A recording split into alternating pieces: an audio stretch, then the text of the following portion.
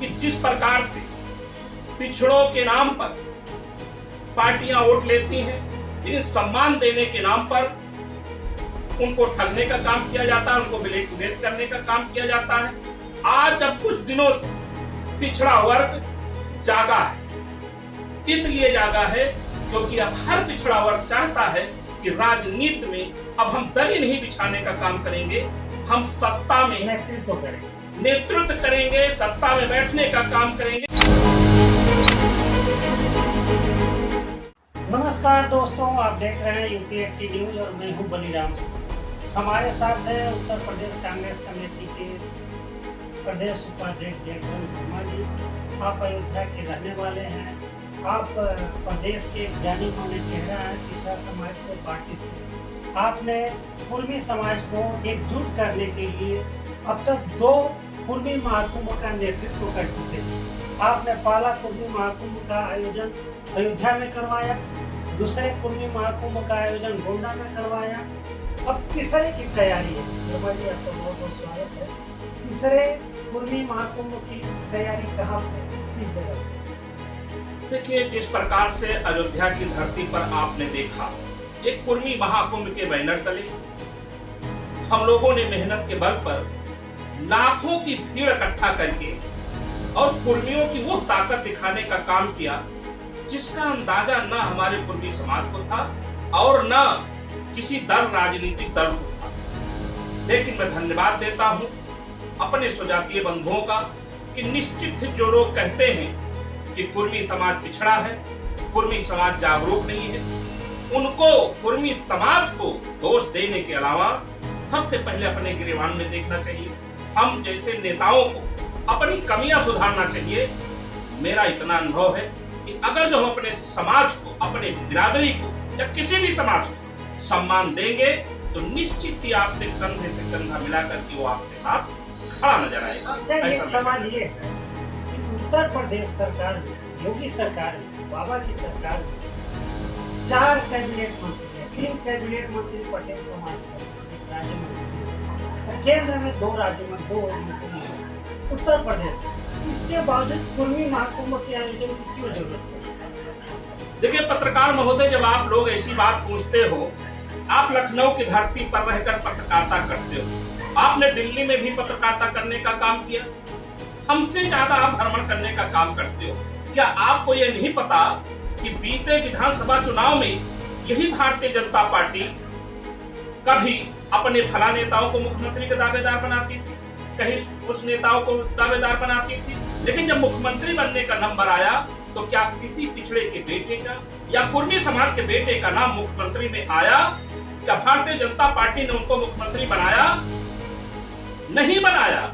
इसलिए कुर्मी समाज का नाम लेकर के, कुर्मी समाज के लोगों का नाम आगे करके, मुख्यमंत्री का नाम प्रचारित करके उन्होंने कुर्मी समाज का वोट तो लिया, लेकिन जब मुख्यमंत्री बनने का नाम आया, सम्मान देने का नाम आया, तो भारतीय जनता पार्टी ने कुर्मी समाज के नेताओं को सिर्फ और सिर्फ एक मजाक बनाकर रख दिया। उनको कहीं महत्वपूर्ण जिम्मेदारी नहीं दी गई है। जो लोग आज भारतीय जनता पार्टी में बैठे भी हैं मंत्री बनकर, सांसद बनकर, आप पूछ लीजिए उनकी सुनवाई सरकार में है या नहीं है।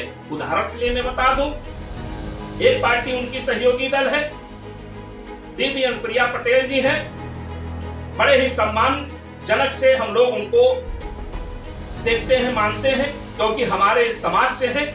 लेकिन दुख तब होता है जब उनके राष्ट्रीय अध्यक्ष इसी सरकार पर दोष मढ़ते हैं कि ये सरकार उनको गोलियों से भूनना चाहती है।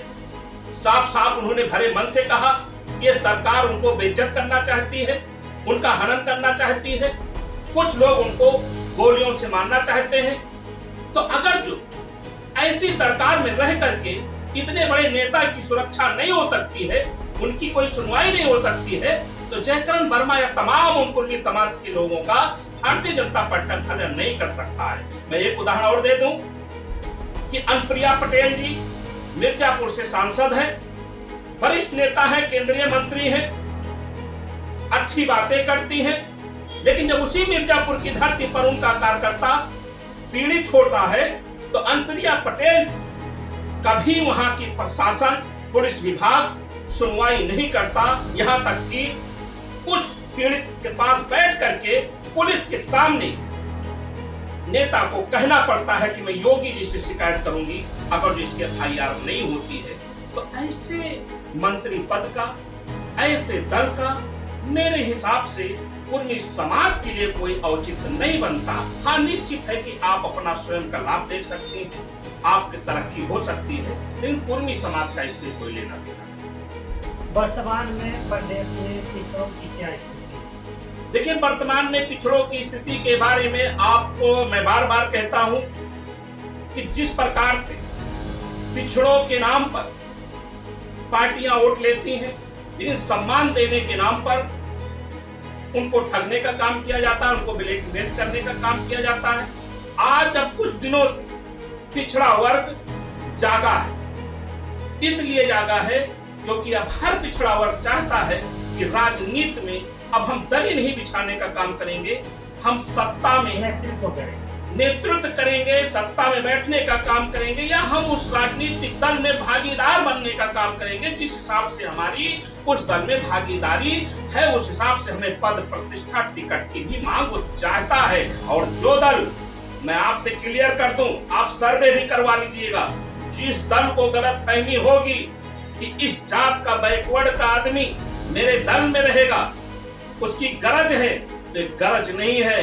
अगर सम्मान नहीं मिलता है तो किसी भी जात का आदमी उस दल के साथ नहीं रहेगा जिस दल में उसके समाज के नेताओं को, कार्यकर्ताओं को सुनवाई नहीं होगी, सम्मान नहीं मिलेगा, तो निश्चित ही उससे दूरी बनाने का